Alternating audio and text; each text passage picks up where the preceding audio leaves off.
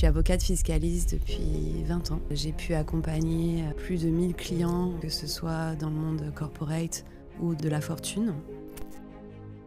2011, tu te lances à ton compte. Au démarrage, comment est-ce que tu structures ce lancement individuel finalement? Avec cette volonté d'apporter du conseil fiscal du coup pour des PME, mais en dupliquant le schéma Big Four. Au bout de 6 mois, je n'ai pas eu un client.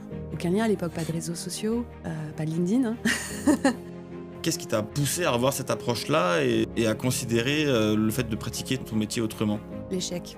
À la crise de la trentaine, je me suis installée à Nice et j'ai créé le cabinet DPZ qui du coup exerce depuis 15 ans. Et ça, le fait d'attirer aujourd'hui naturellement tes parties prenantes, à savoir de potentiels collaborateurs, est-ce que tu l'associes uniquement à ta communication sur les réseaux? Quand on s'affiche, comme je le fais aujourd'hui, on a toujours peur, mais en même temps on est libre. Voilà. Quand je me suis installée à Nice, j'étais le premier cabinet à présenter mon site internet au barreau de Nice en 2011. Comment est-ce que on passe d'un monosite entre guillemets sur Nice à une expansion sur Paris puis à l'international? À Nice, je pense que je suis vraiment l'une des seules. L'erreur entrepreneuriale qui t'a coûté le plus cher dans le développement de DPZ? C'est d'avoir délégué mon pouvoir. Bonjour Delphine. Bonjour Julien. Ravi de te recevoir aujourd'hui dans le 3e épisode de Wealth Talks, donc le podcast de référence pour les entrepreneurs et professionnels du patrimoine qui souhaitent maîtriser l'ensemble du cycle entrepreneurial et patrimonial afin de se développer, de créer leur activité, de l'emmener jusqu'à la transmission finalement, et le tout en évitant les erreurs qui peuvent être coûteuses. Et donc aujourd'hui je vais te laisser te présenter, m'expliquer un peu ce que tu fais. Merci beaucoup pour cette discussion. Donc moi, je suis Delphine Parigi. Je suis avocate fiscaliste depuis 20 ans. J'ai pu accompagner plus de 1000 clients, que ce soit dans le monde corporate ou de la fortune, et sous différents aspects. C'est-à-dire que j'ai débuté ma carrière en Big Four, à Paris, à New York. Donc forcément, accompagnement de grands comptes, particulièrement en M&A tax. Puis en fiscalité financière. Et à la crise de la trentaine, ma première crise existentielle, je me suis installée à Nice et j'ai créé le cabinet DPZ qui du coup exerce depuis 15 ans, depuis Nice et Paris. Et aujourd'hui, j'ai complètement renouvelé ma manière d'approcher ma profession. Je suis beaucoup plus présente, je parle beaucoup plus à mes clients et j'ambitionne d'accompagner les clients de manière très différente du conseil classique. D'accord, top. Alors, petite question avant de commencer. Alors, tu étais originaire du Sud pour t'installer à Nice ou qu'est-ce qui t'a poussé finalement dans ce choix de t'installer dans le Sud? Alors, je suis absolument pas niçoise. Je suis née à Fontainebleau, dans le 7-7. Et en fait, pour moi, Nice, déjà, c'est une grande ville qui est extrêmement bien située par le 2e aéroport de France. J'ai toujours apprécié de travailler à l'international et pour une ville de province, c'est une ville internationale, contrairement à d'autres mégalopoles françaises, avec ce nœud historique entre l'Italie, la Corse. Non, ça a été un choix à la fois de pouvoir exercer dans ma profession, et puis bien sûr d'avoir un climat où le soleil se lève et brille. D'accord, donc d'allier un peu l'utile à l'agréable finalement. Ok, très clair. Super. Et donc, aujourd'hui, finalement, tu mets beaucoup en avant le fait sur tes communications sur les réseaux, no luxury, no flashy displays, just clarity. Mhm. Ce qui peut paraître aller un peu à l'encontre du positionnement de certains confrères ou consorts. Comment est-ce que tu expliques un peu ce choix et ce positionnement finalement? Quand je me suis mise à mon compte, j'ai vraiment eu cette volonté de l'excellence des Big Four ou du Magic Circle. Et pendant 13 ans, je me suis épuisée à finalement vouloir calquer un modèle inatteignable, non pas parce que j'en étais pas capable, mais inatteignable parce que ça me correspondait pas et ça correspond pas à un cabinet boutique où l'équipe a jamais dépassé 5 personnes. Donc je me suis épuisée pendant 13 ans avec des magnifiques brochures, à être dans un luxe à tout niveau. Et bien entendu, l'excellence, pour moi, c'est la base. Mais on peut l'exercer autrement. Et en fait, j'ai eu une grosse remise en question entrepreneuriale il y a 2 ans, en raison d'échecs réels, un réseau qui périclite, une associée qui part, la maternité. Et donc, en fait, il m'a fallu tout ce temps pour proposer mon modèle et finalement aussi de m'inspirer de ce qui se passe dans le monde entrepreneurial autre que cabinet d'avocats Et justement, de comprendre, au vu aussi de l'intelligence artificielle, que la valeur que je propose, c'est moi. Et c'est moi dans le côté de la responsabilité, puisqu'aujourd'hui, ce qui fait qu'on est des humains, c'est notre engagement et notre responsabilité. La responsabilité, pendant longtemps, j'ai considéré comme une responsabilité professionnelle. Tout avocat se méfie de ce qu'il écrit par rapport à ses clients. Mais en fait, la responsabilité, c'est pas ça. C'est, on est humain, on peut commettre des erreurs, mais on reste là. Malheureusement, ça m'est arrivé une fois de rater un délai de procédure. J'ai assumé, et pas au sens politique du terme. J'ai assumé dans le sens où j'ai indiqué clairement au client les conséquences, les tentatives de solution. Et en dernier ressort, bien entendu, une responsabilité financière. Et en fait, je pense que dans le monde dans lequel on vit actuellement, cette transparence, cette clarté de langage, en fait, et surtout cette responsabilité, c'est ça le luxe. Et qui fait que oui, j'ai une clientèle qui est plutôt extrêmement aisée, que ce soit pour des sociétés ou pour des particuliers. Mais en fait, le luxe, ça va être en effet le niveau de langage, de réponse clairement aux questions, de les protéger. Oui, si possible, quand je les accueille, je leur offre le café. En tout cas, c'est pas ce que je peux leur apporter. Et pour moi, ça me demanderait beaucoup trop d'énergie de continuer à vouloir ressembler à ce qui se passe sur le marché classique. Et surtout, il n'y aurait pas de supplément de valeur pour mes clients.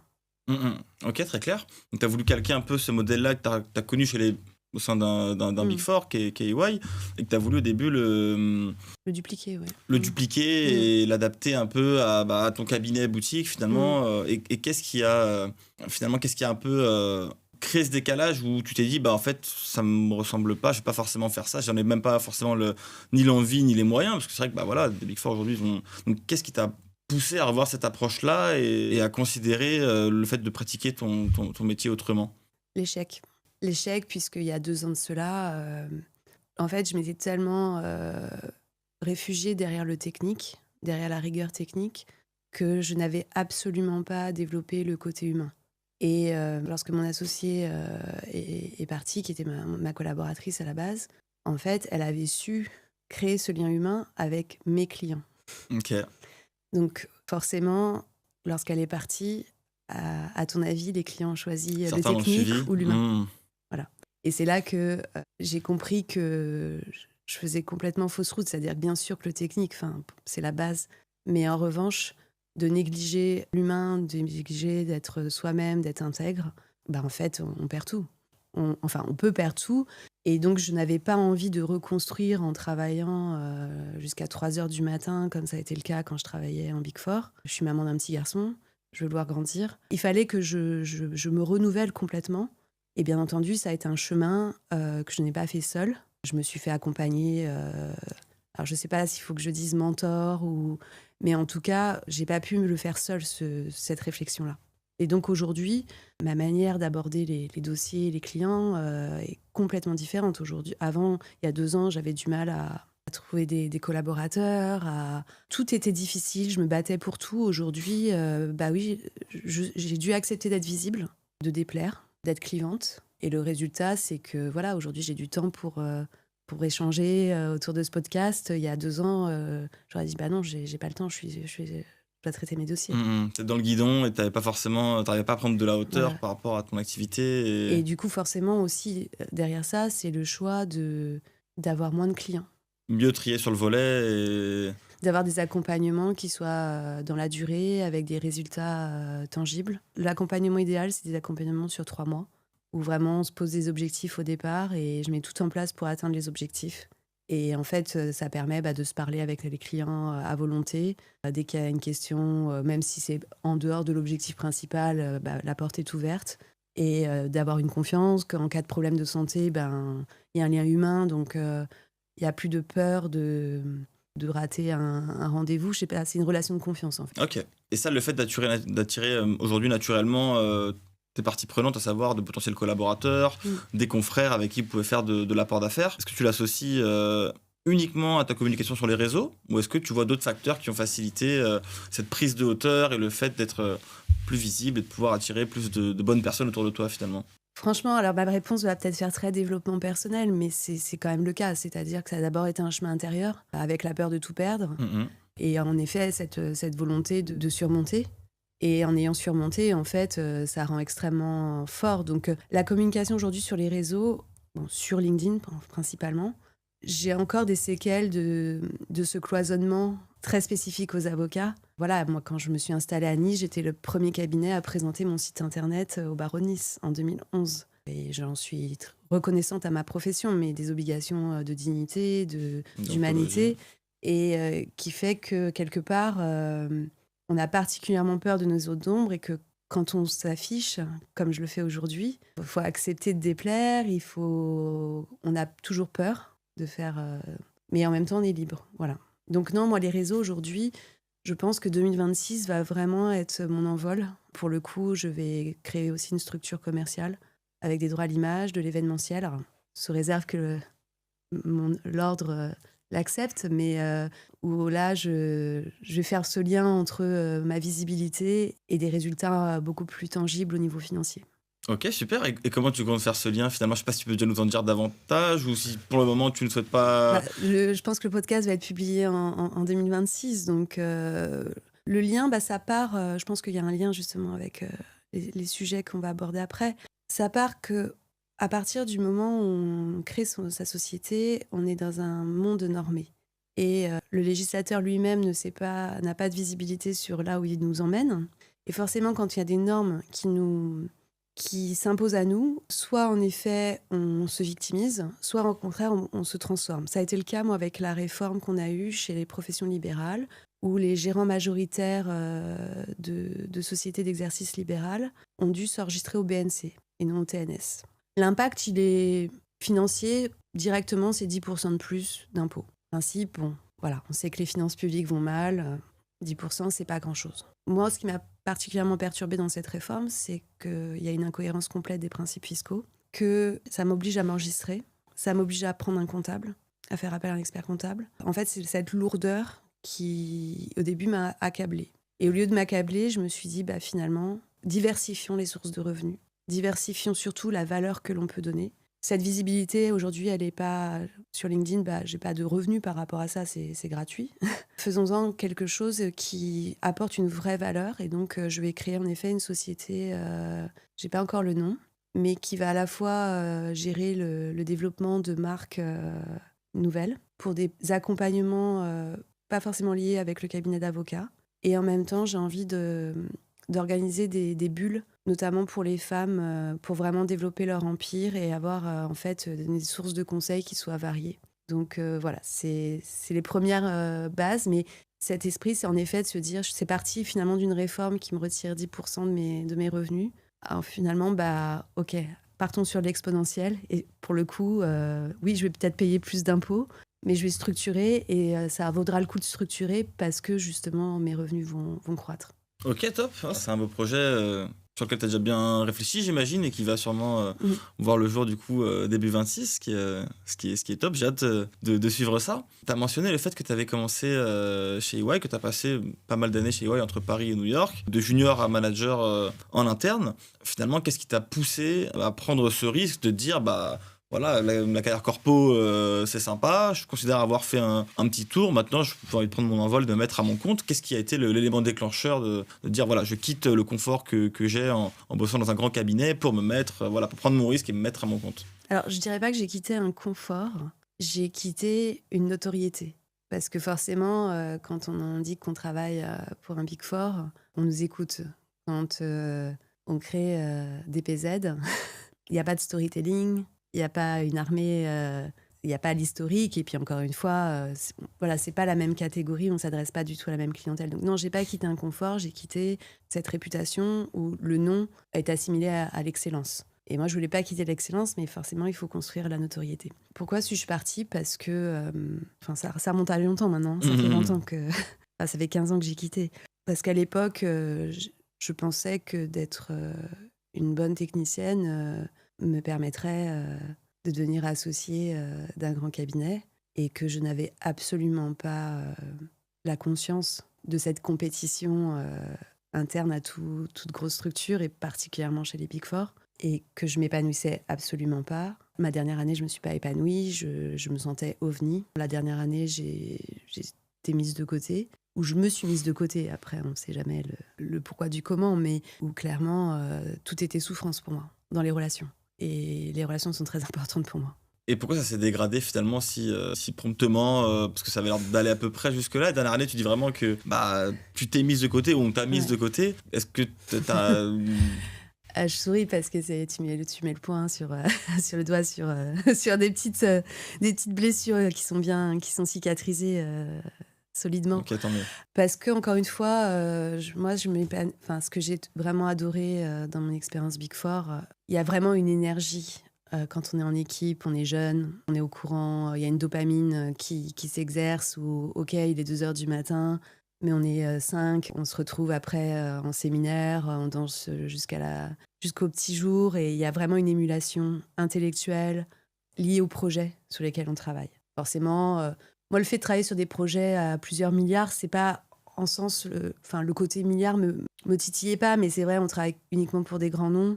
Et quand on est jeune, ça, en tout cas moi à l'époque, oui, je trouvais ça vraiment stimulant. Et vraiment, j'ai adoré toutes mes expériences, en particulier à New York, de travailler pour les investissements américains en France. En revanche, quand je suis revenue de New York, j'ai travaillé beaucoup à l'époque avec une senior manager qui était brillante, qui m'a beaucoup, beaucoup appris.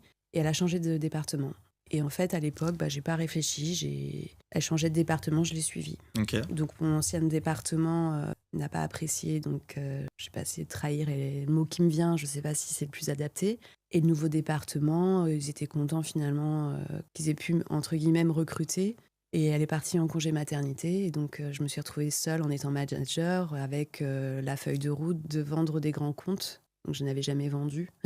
Et donc, pendant 1 an, j'ai fait beaucoup de développement. Forcément, ma production facturable était mauvaise. Et après, en fait, ça a été une année dure. Voilà. Ok, d'accord. Non, mais c'est pas mal de changements cette année en question et tu t'es retrouvé dans un nouveau service où tu avais moins tes marques. Je passerai sur certaines insultes et voilà. Donc, sinon, c'était très éprouvant.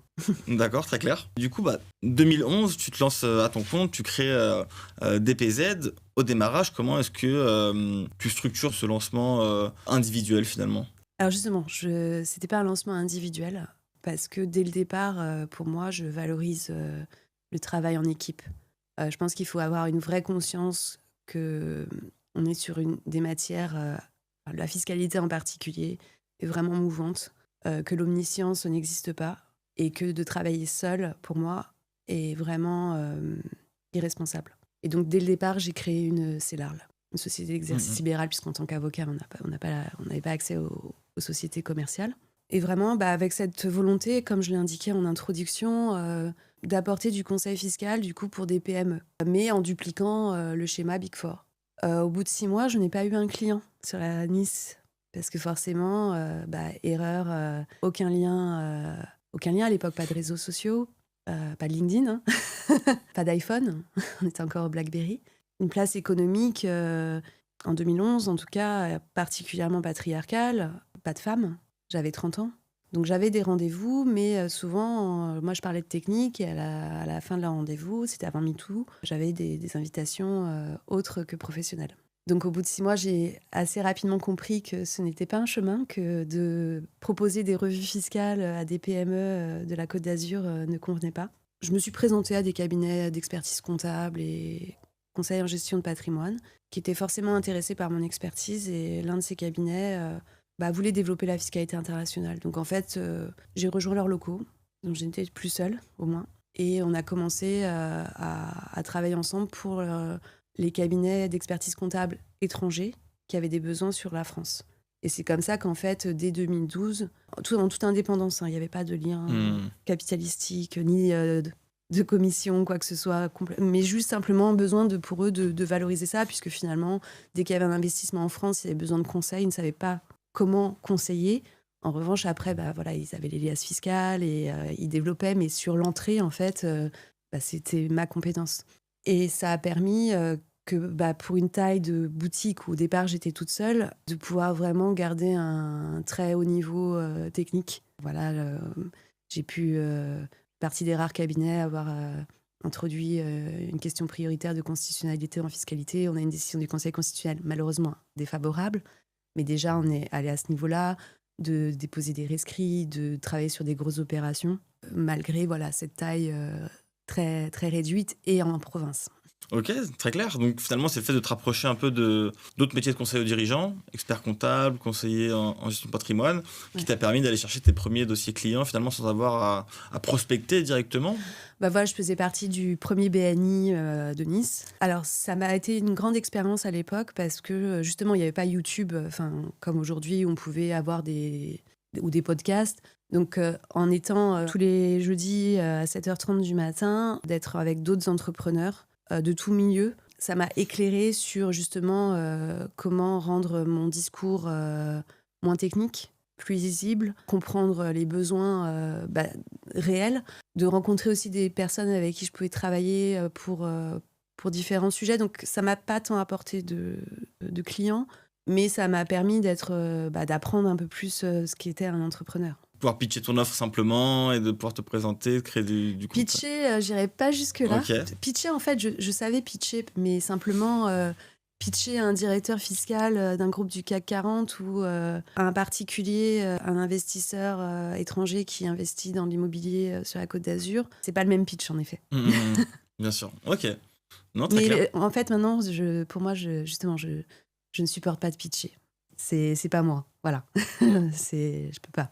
Par exemple, si demain tu croises un dirigeant étranger qui a des intérêts économiques en France, qui pourrait être un prospect potentiel, comment est-ce que tu te présenterais à lui? Comment tu lui expliquerais ton positionnement par rapport à l'autre conseiller fiscal qu'il a peut-être déjà rencontré? Comment est-ce que tu lui expliquerais ce que tu fais finalement? En fait, j'explique plus parce que... je pense à un événement où j'étais invitée récemment. J'ai été présentée comme avocate fiscaliste. C'était un événement organisé avec le Yacht Club de Cannes. Moi, j'y allais vraiment pour prendre plaisir.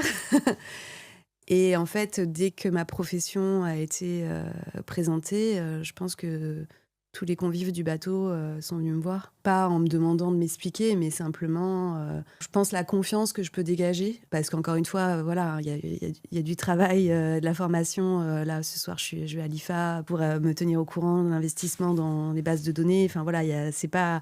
Ce que je dis là, il peut paraître très immatériel, mais il y a un vrai socle matériel. Et en fait, chaque personne est venue directement avec sa problématique. Parce que, en tout cas, je pense que dans ma pratique, c'est la discrétion et c'est ne pas se vanter, puisque forcément, jamais je dirai le nom d'un client. Donc, c'est ça aussi dans la communication où je suis très, très vigilante et que mes vidéos ne sont pas des cas réels, c'est inspiré, mais c'est...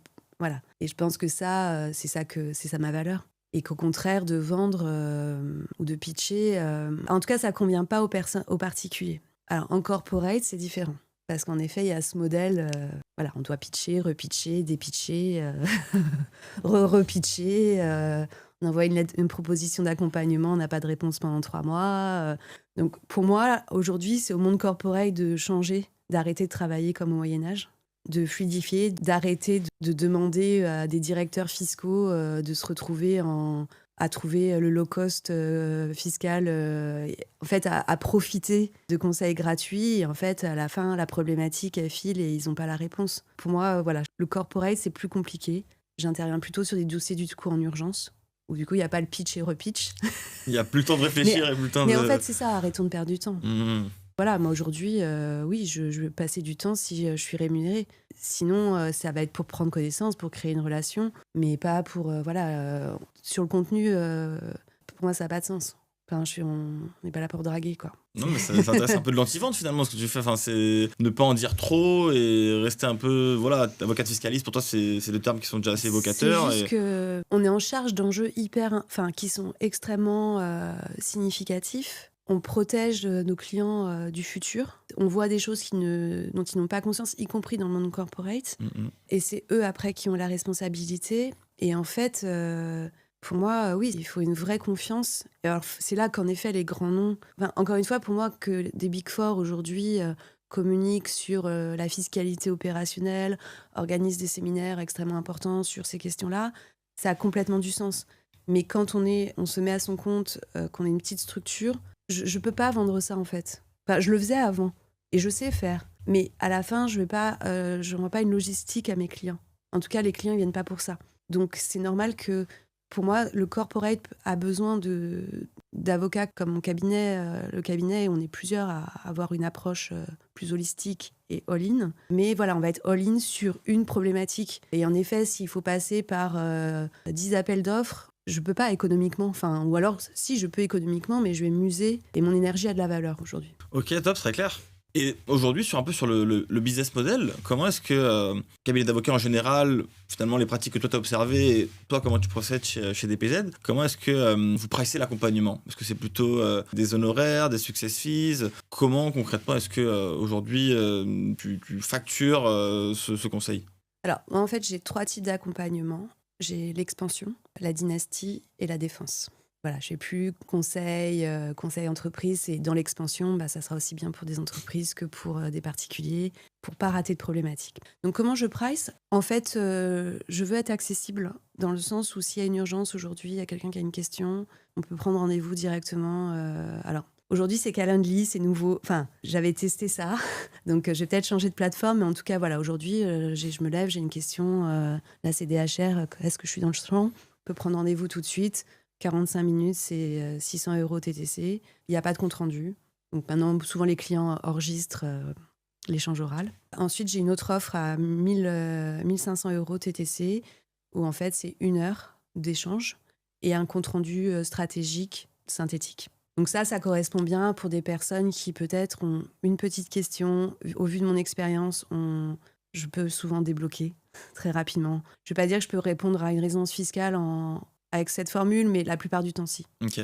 Voilà, par exemple. Et ensuite, si le projet va vers de l'implémentation, je fais ce qu'on appelle une analyse stratégique qui est facturée 6 000 € TTC, qui va permettre en fait d'analyser, de regarder les documents, de regarder les faits, de regarder vraiment les solutions. Et souvent, aujourd'hui, par exemple, je prends une question de mobilité, de changement de résidence entre 2 pays, un CEO qui est nommé en Suisse, son épouse qui est en France, qui travaille en France, des actifs des 2 côtés de la frontière. L'approche aujourd'hui, ça serait de dire écoutez, non, vous avez un risque d'être résident fiscal français et du coup de se retrouver double résident. Ou comptez vos jours, faites attention, etc.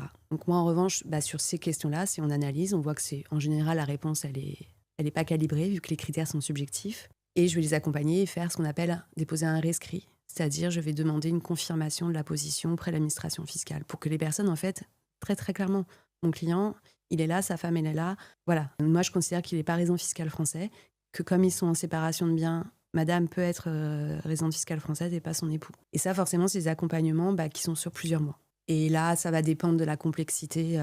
Voilà. En général, sur les accompagnements sur 3 mois, c'est à partir de 10 000 € par mois. Mais s'il faut qu'un mois, ça sera qu'un mois. Mais avec une fluidité, c'est-à-dire que souvent, dans ces accompagnements, je ne sais pas exactement les séquences pour arriver à l'objectif de sécuriser cette résidence fiscale. Mais je mets tout en œuvre sans regarder la montre. Les clients peuvent m'appeler autant de fois qu'ils veulent. S'il faut faire 3 mémos, je fais 3 mémos. S'il n'y a pas de mémos, il n'y a pas de mémos. Mais je m'engage à faire tout mon possible pour arriver à l'objectif. Ok, très clair. Et pas de success fee chez moi. Parce que j'ai encore un client qui voulait... c'était un contentieux. Pareil, ça ne me correspond pas en fait... en termes... dans la relation, en fait, pour moi, qu'un client, qu'on gagne 50 millions d'euros, où ma valeur, c'est de faire au mieux. Alors forcément, oui, du coup, j'ai un prix plancher qui peut sembler cher pour beaucoup de personnes. Après, voilà, je ne suis pas vouée à être Saint-Bernard, je peux être généreuse, mais je choisis ma générosité. Voilà, donc oui, ma manière de travailler privilégie plutôt des clients fortunés. Bien sûr, ok, donc forfait finalement sur les différents accompagnements que tu proposes. Tout en forfait. Que en forfait, pas de succès. Ok. Des exceptions quand j'interviens pour des confrères notamment anglais, où ça va être une expertise judiciaire sur des divorces internationaux, où là, forcément, moi j'adore ce type de dossier. Et là, oui, il y a un modèle à suivre qui est de facturer au temps passé. Mais c'est vraiment l'exception et c'est une exception. C'est plus mon modèle. Ok, top. Et donc, on l'a déjà abordé rapidement tout à l'heure, où tu parlais en effet des premières années à ton compte, où tu as pu te rapprocher d'autres cabinets qui ont pu être vecteurs d'apport d'affaires pour ton activité. Mais donc forcément, le démarrage, c'est pas évident. Comme tu l'as dit, tu as démarré à 30 ans toute seule, tu n'avais pas forcément beaucoup de clients en ton nom propre. Les premiers que tu as été chercher, démarcher et signer, avec lesquels tu as commencé à bosser sans l'aide d'apporteurs d'affaires, comment est-ce que ça s'est passé? Comment est-ce que tu as été les démarcher? Alors c'est là que, Julien, tu sais qu'en tant qu'avocate, le mot démarchage, enfin, on le pratique pas. Bien sûr. C'est toute la subtilité, en fait. C'est comment rencontrer le besoin et l'accompagnement. C'est très récent, finalement. J'ai organisé beaucoup de conférences où il n'y avait pas beaucoup de monde. Je donne toujours des cours à l'université. Je participe, en fait, à beaucoup de conférences internationales où j'interviens. Donc, en fait, en intervenant dans ces conférences internationales, je pense en communiquant du contenu utile et rigoureux, ça attire. Donc, en fait, quand je vais, j'y vais beaucoup moins aujourd'hui, mais quand je me rendais aux conférences internationales, souvent, je revenais avec 3-4 personnes qui me demandaient, qui avaient des questions, des problématiques. C'était des experts comptables.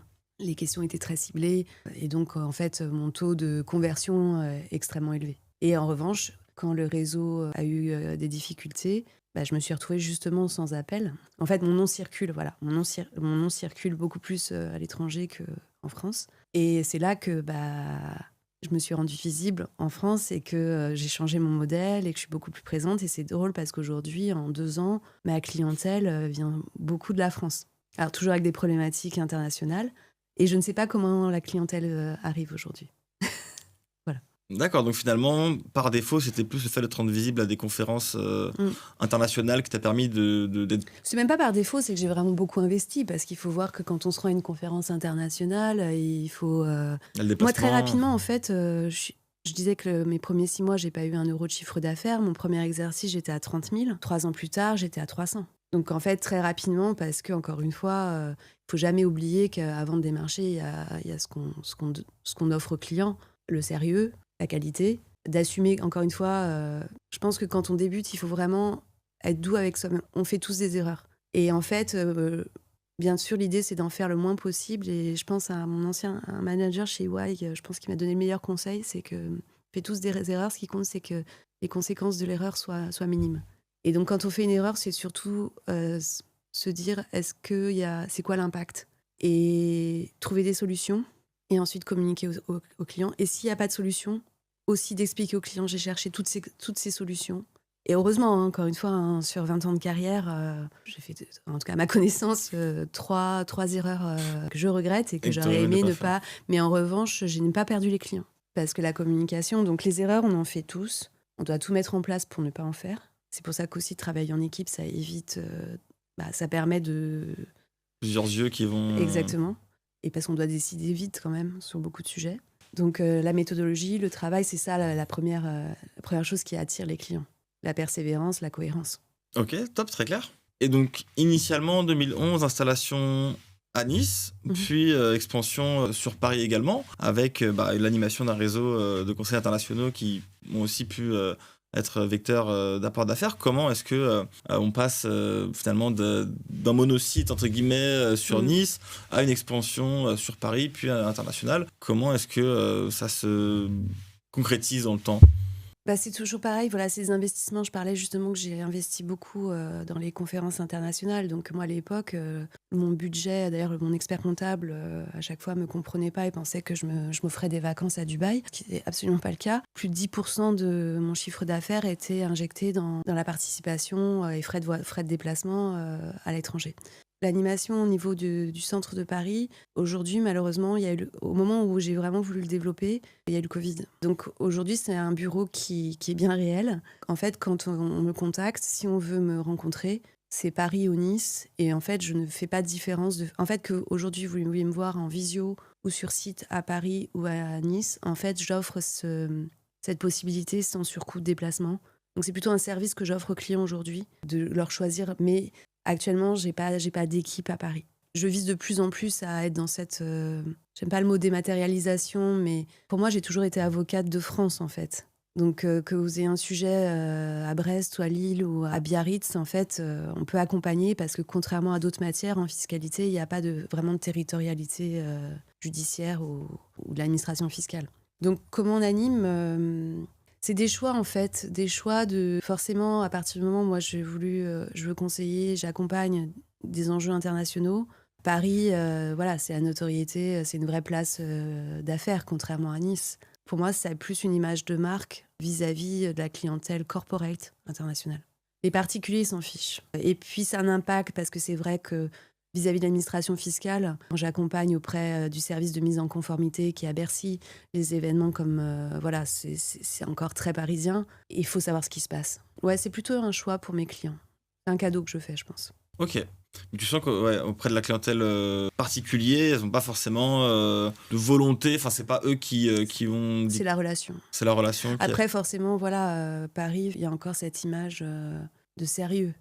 Moi, pendant longtemps, j'ai eu du mal aussi. Au début, je pense que quand j'ai créé la place parisienne, c'était un peu pour expliquer que j'étais pas l'avocate qui passe ses journées au soleil, comme l'image qu'on peut avoir, qui est fausse d'ailleurs. À Nice, contrairement à Paris, les cafés sont ouverts à 5h du matin et les gens sont déjà à travailler.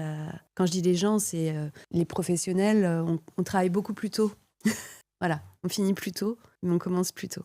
Et donc, pour avoir un peu cette image de sérieux, et quand même, il y a beaucoup de compétition à Paris et je pense que la concurrence est extrêmement salutaire. À Nice, je pense que je suis vraiment l'une des seules, avec mon cabinet où on est 5, on est, je pense, le cabinet le plus structuré en fiscalité à Nice, voire de la Côte d'Azur. Alors qu'à Paris, y compris dans les Big Four, en fait. Alors, s'il y a des équipes plus importantes dans les Big Four en province, dans le sud-est, mais ils vont pas faire forcément que la fiscalité. Mais plutôt pluridisciplinaire. Et c'est à cette concurrence, cette compétition, ces modèles. Enfin, il faut pas se leurrer, tout se passe à Paris. Bien sûr, mais le fait d'être dans les plus structurés, finalement, de la Côte d'Azur, est-ce que tu sens que ça a une vraie... parce que ça pourrait être un arbitrage de se dire, voilà, est-ce que vaut mieux être noyé dans la masse à Paris ou alors le plus structuré de la Côte d'Azur? Est-ce que tu sens que le fait d'être dans les cabinets les plus structurés, avec les équipes les plus développées, c'est un vrai élément de différenciation sur la Côte d'Azur? Très dur de répondre à cette question parce que c'est très récent, en fait, le fait que j'attire une clientèle de la Côte d'Azur. C'est-à-dire que j'ai pu avoir des enjeux fiscaux sur la Côte d'Azur, mais d'investisseurs étrangers. Donc, c'est très difficile pour moi de répondre à cette question. Encore une fois, je pense que mon chemin est tellement atypique. Quand même, quand j'ai pris mes premières cartes de visite, l'imprimeur qui se trouve près de la mairie de Nice, j'avais commandé 1000 cartes de visite. Mais qu'est-ce que vous allez faire de ces cartes? Il y a trop d'avocats à Nice. Nice, je pense que je sais que je suis une étrangère. Je le serai toujours. Voilà, je pense que j'apporte quelque chose d'autre, mais c'est pas tellement la structure qui va attirer, au contraire. Au contraire, à Nice, je pense qu'il y a une manière d'approcher les sujets qui est locale et qu'il faut respecter. Pour aborder un peu finalement les erreurs qui peuvent coûter cher aux dirigeants qui ont des sujets, donc soit depuis l'étranger, qui veulent s'implanter en France, ou inversement, même si toi c'est plus dans le chemin de... Les deux. Dans les deux sens, ok. Une erreur que tu remarques souvent sur des dirigeants étrangers qui veulent s'implanter en France, attaquer le marché français, une erreur peut-être de juridique ou de structuration que tu remarques assez souvent? En fait, je pense que c'est une erreur qui est effectuée par tous les dirigeants étrangers, sauf les Américains. À savoir de ne pas investir le projet réellement. D'être un peu en laboratoire, de projeter en fait que la France, c'est la même chose que j'ai récemment des clients espagnols. C'est de ne pas en fait vraiment investir sur place, de ne pas en fait envoyer un dirigeant du siège pour une période de 6 mois en France, pour justement s'imprégner de l'atmosphère française, qui est très très spécifique. Et ça, à mon sens, seuls les Américains l'ont compris. C'est-à-dire qu'un Américain, tout de suite, ça va être on a prévu. Ils envoient leur meilleur directeur sur place, et du coup, qui gère les conseils, qui pose toutes les questions, et ensuite, ils investissent, ils structurent. Les Européens, à ma connaissance, vont avoir cette démarche mais pas seulement les Européens, même les Émiratis, l'Arabie Saoudite, vont avoir très ce côté, c'est bon, je crée une filiale en France, crée-moi la filiale, à nommer un dirigeant qui va jamais mettre un pied en France. Ça peut être très rapidement la catastrophe. Pourquoi ? Parce qu'on est vraiment un pays très opaque. Prends juste une fiche de paye en France versus une fiche de paye au Royaume-Uni. En France, notre fiche de paye a fait 30 lignes. Chaque organisme, un type de prélèvement, une base différente. Au Royaume-Uni, c'est une ligne. Et cette complexité-là entre les différents organismes, rien déjà qu'au niveau RH, mais au niveau des contrats, la mentalité le droit civil, mais avec l'esprit français et la fiscalité. Dans la plupart des pays, les impôts, c'est une base et un taux forfaitaire. En France, c'est des bases, des taux, des impôts multipliés et des taxes multipliées, une contribution sociale qui est un impôt dans les conventions fiscales internationales, mais qui est une contribution sociale en France. C'est un milieu qu'on ne peut pas faire à distance au début. Ok, très clair. Et donc pour toi, ça court à la catastrophe. Et donc le risque fiscal à ce moment-là, c'est quoi? C'est pour le dirigeant pour la boîte qui n'envoie pas forcément le dirigeant sur place. C'est quoi En fait, le fiscal vient toujours après. C'est-à-dire que le risque, il est principalement financier. Il est en effet des surcoûts de gestion, surtout RH et fiscal. Mais le fiscal, il va venir après, parce qu'en fait, le fiscal va venir en sanction des factures mal rédigées. Une option, je pense à ce groupe qui avait un modèle qui était basé sur la TVA, sur la marge, et à un moment, ils ont eu un problème de trésorerie. C'est à ce moment-là que l'administration fiscale a entamé un contrôle. En année N, c'était un groupe qui était censé être acheté par un leader mondial du domaine avec une opération à plusieurs centaines de millions d'euros, voire le milliard. Et un an plus tard, c'était la faillite. Donc, on ne peut jamais tout savoir. Il ne s'agit pas que des clients étrangers connaissent le BOFIP par cœur. Mais c'est vrai que la plupart, on est un peu, à mon sens, le seul pays où non seulement on a le Code général des impôts. D'ailleurs, il y a un nouveau code, il y a le Code des impôts directs sur les biens, indirects sur les biens et services qui est sorti, et où toute la TVA va être dans ce nouveau code. Où en fait, oui, on a le code, mais ensuite, on a l'administration fiscale qui commente et interprète le code avec des dizaines et des dizaines de pages. En Allemagne, elle va être négociée, mais une fois que l'Allemagne va signer sa directive, je ne sais pas le nom du Code général des impôts allemand, va vraiment prendre mot pour mot la directive. La France, il y a la directive, le Code général des impôts qui ne va pas respecter l'engagement international, et ensuite on a le BOFIP qui va avoir une autre interprétation. Donc déjà, en fait, dans les autres pays, il y a Une source. une source. Nous, on est censé avoir la même source, mais en fait, on a 3 interprétations. Et surtout, c'est le niveau des sanctions. En Allemagne, on se trompe dans une documentation de prix de transfert. L'administration fiscale allemande va redresser. On paye l'impôt omis. Et éventuellement, il y a une double taxation avec l'autre pays. Mais c'est tout. En France, si le montant de l'omission en prix de transfert est supérieur à 100 000 euros, qu'on est en mauvaise foi, c'est-à-dire avec des pénalités allant au moins 40%, aujourd'hui, c'est du pénal. Et surtout, du coup, il y a des pénalités. Déjà, rien que les pénalités monétaires sont au moins 40% en plus de l'impôt et plus le pénal. Donc, il vaut mieux sécuriser avant. C'est plus coûteux, finalement, de se tromper en France que peut-être chez des pays voisins. On n'est pas très nombreux à être comme ça. À ma connaissance, il y a la France, la Hongrie et la Pologne. Être aussi dur sur les... Même les États-Unis, l'IRS est plus... intransigeante. un peu moins. Ok. Ah, c'est bon à avoir... Et là, là-dessus, il n'y a pas... C'est-à-dire que la France, on est dans les traités, on a beaucoup de traités. Et le volet pénalité, en fait, aujourd'hui, il n'y a pas d'harmonisation des pénalités fiscales internationales. Alors, je sais que ça fait partie des chantiers de l'OCDE pour l'année 2026, parce que vraiment, c'est un gros problème dans cette concurrence internationale et surtout dans la protection des contribuables, puisqu'en effet, je veux dire, quand on travaille dans le monde des affaires internationales, voilà, on sait qu'il y a des traités. L'idée, c'est que très basiquement, c'est de se dire, j'ai pas envie de payer 2 fois. Donc, on a des traités pour éviter ça. Mais en fait, avec la France, c'est vraiment pas suffisant. Et il y a d'autres pays où c'est pas suffisant, mais encore une fois, là, les conséquences sont dramatiques. En France, aujourd'hui, de ne pas enregistrer un établissement stable, c'est une activité occulte. L'administration fiscale peut revenir 10 ans en arrière. Donc, pareil, il n'y a pas d'harmonisation sur les années de contrôle. Donc, 10 ans à redresser un établissement stable, à appliquer 80% de pénalité et avoir du pénal pour les dirigeants étrangers. Et ça, on est unique à ce jour. Et ça peut refroidir, selon toi, certains dirigeants étrangers à venir attaquer le marché français ou s'installer Non, parce que les choix sont encore... la France est encore très attractive sur tout ce qui est crédit d'impôt, recherche et développement. On est l'un des pays les plus attractifs, puis avec le crédit d'impôt jusqu'à 100 millions de dépenses, en plus qui est remboursable. Justement, on est un des pays où on a le plus de conventions fiscales. On est extrêmement au niveau aussi de la mobilité internationale, vu qu'on est un pays historiquement quand même avec beaucoup de relations internationales. nos infrastructures, le cadre européen. C'est vrai que en franco-français, il y a beaucoup de contestations.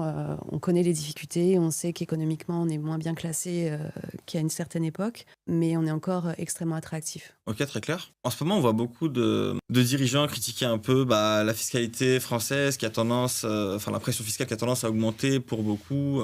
Tu as parlé de la CDHR, ça en fait partie, la flat tax qui augmente, d'autres types d'impôts qui ne vont pas forcément dans l'intérêt du dirigeant, et donc beaucoup qui parlent de s'expatrier. Pour toi, un conseil que tu pourrais donner à un dirigeant qui souhaite quitter la France et changer de siège social, l'internationaliser, l'emmener dans un autre pays, c'est quoi un peu les erreurs courantes que tu remarques dans ce cadre de l'exportation finalement?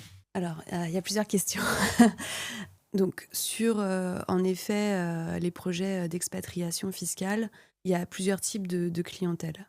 Un entrepreneur qui veut s'expatrier fiscalement, aujourd'hui, je vais peut-être avoir un mot un peu fort, mais c'est un suicide fiscal que de fermer et d'ouvrir ailleurs. Pourquoi je dis ça? Parce qu'on a la présence de l'exit tax, qu'ensuite, il n'y a pas de neutralité fiscale aujourd'hui.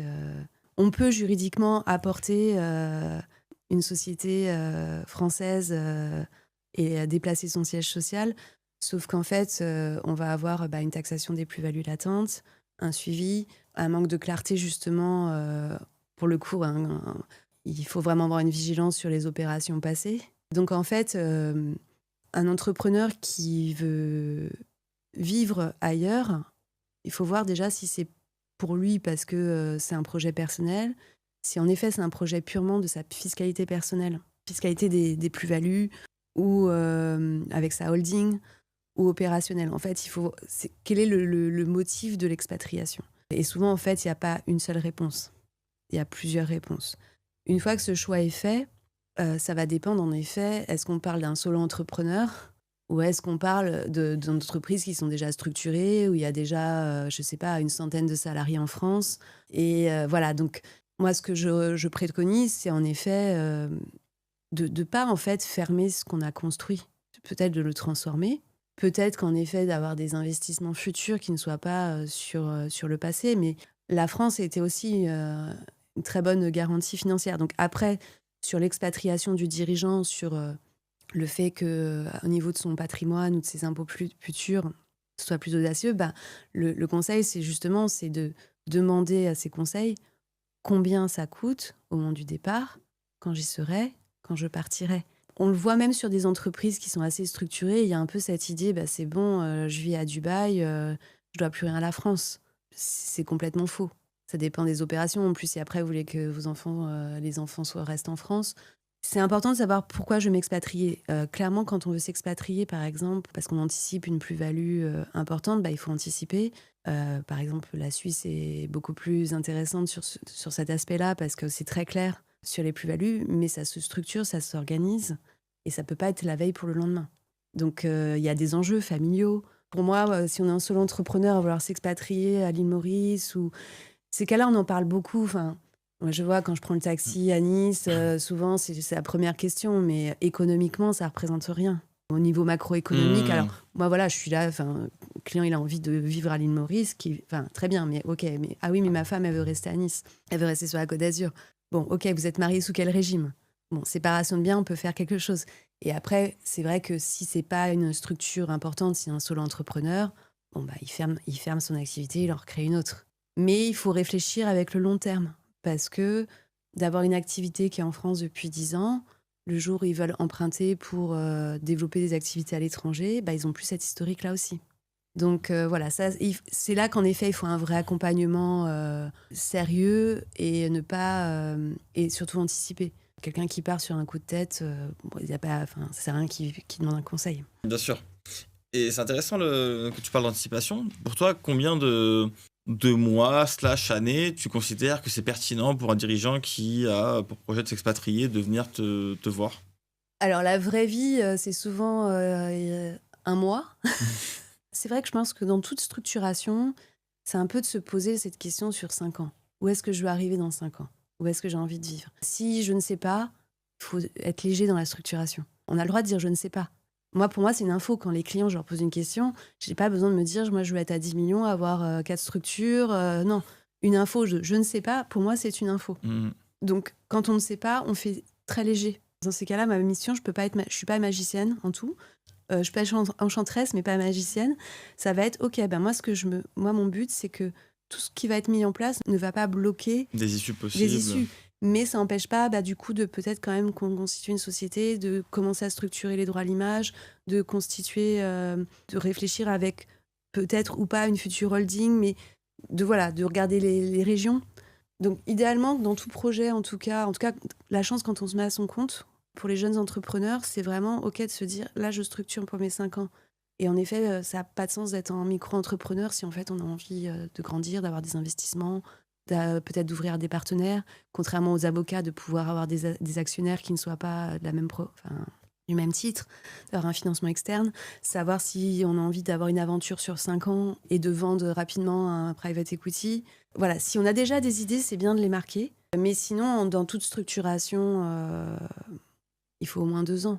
Parce que la plupart des régimes demandent des conditions de détention de plus de 2 ans. Ça, c'est des régimes Murphy. C'est la directive européenne qui est à peu près stable. 2 ans. Mais quand je dis 2 ans, je veux pas culpabiliser les entrepreneurs. Encore une fois, je dis pas que c'est impossible quand on me dit c'est demain que je veux partir. Mais dans ces cas-là, quand on vient et qu'on dit c'est bon, j'ai choisi, j'ai mon appartement, ma maison à Dubaï, c'est juste que du coup, l'accompagnement, il va juste de leur permettre de sécuriser, de pas confondre les résidences, d'être sûr que leur départ est effectif. Ça va pas être le même accompagnement que quelqu'un qui, en effet, a plus de projections. Ok, très clair. En parlant d'expatriation et un peu d'exit tax aussi, c'est quelque chose que tu as mentionné juste avant dans le cadre du changement de siège social. Est-ce que tu as en tête, sûrement, un cas client, peut-être anonymisé forcément, d'une expatriation qui s'est assez mal passée pour différentes raisons? Peut-être parce qu'elle est venue te voir assez tard, ou peut-être que tu as ouï dire que ce client-là, ça s'est mal passé. En fait, presque ça dépend à quel moment les clients viennent. En fait, dans l'expatriation, le souci qu'il y a, c'est que il faut 2 conseils. Et qu'en fait, tous les cas qui se passent mal, c'est les personnes qui vont demander conseil dans le pays de destination. Donc oui, qui vont conseiller pour l'implémentation, mais ne vont pas en fait vérifier leur pays de source. Et donc, ce qui est catastrophique, c'est que dans ces cas-là, quand je dis ça se passe mal, ça veut dire quoi, ça se passe mal? Ça veut dire qu'il y a contrôle fiscal, et que c'est un contrôle fiscal qui va être désagréable parce qu'en fait, le client va se retrouver sans avoir fait le reporting nécessaire. On parle de l'exit tax. L'exit tax, aujourd'hui, elle s'applique quasiment pas. Il y a presque 0 € qui arrive de l'exit tax. En revanche, une exit, c'est un reporting selon les pays où on va. Si on va en Europe, c'est léger. Si on va dans un pays autre, il va falloir donner un séquestre, une garantie. Donc en fait, on va devoir payer quelque chose qu'on n'a pas encore reçu. Et ça, ce qui se passe aujourd'hui, c'est qu'il y a une absence déclarative parce que les personnes sont forcément, il faut gérer de vouloir partir dans un autre pays avec plein de choses à apprendre, un nouveau contexte. Mais voilà, c'est vraiment ce côté, non, à partir du moment où vous êtes en international, qu'on le veuille ou non, vérifiez la France, quoi. Quand bien même tu disais on ferme le siège social, en fait, c'est pas un critère en fiscalité. Si en fait la majorité des clients sont toujours en France, il y a des obligations. Et il faut accepter cette règle du... Enfin, c'est pas qu'il faut accepter cette règle du jeu, c'est qu'elle s'impose à nous et que si on veut pas apprendre et s'y intéresser un minimum, y a une personne qui paye l'addition et c'est vraiment désagréable. Après, nous, on est là, y compris sur du pénal, quand ça devient pénal fiscal, mais c'est dommage. Non, c'est dommage d'en arriver là, c'est sûr que c'est le dirigeant qui paye les pots cassés in fine. Et... Par déni. Voilà. En effet, parce que il peut y avoir un ras-le-bol. Voilà, on peut tous avoir des ras-le-bol. Moi, je suis partie à Nice, j'ai pas traversé les frontières. Mais il peut y avoir un ras-le-bol, mais en effet, c'est là que pour moi, c'est clé d'être accompagné. Et que forcément, si en plus la personne a ce ras-le-bol et est en train de se méfier de son conseil et à chipoter sur un nombre d'heures, en fait, non, il faut... Ok, je vous accompagne pour 3 mois, on sécurise tout. Voilà, c'est ce montant d'accompagnement.